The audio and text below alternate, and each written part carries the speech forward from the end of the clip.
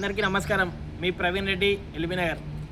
Maheshwaram MLA Sabitha Indra Reddy గారు కూడా నీతులు చెప్తున్నారు. ఒక్కసారి ఈ వీడియో చూడండి.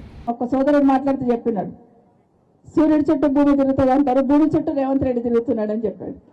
వాస్తవమే. ఎక్కడ భూమి ఉన్నా కూడా అక్కడ గద్దల్లాగా వాలిపోతా ఉన్నారు. అమ్మ సబితమ్మ, నువ్వు కూడా నీతులు చెప్తే ఎట్లమ్మా?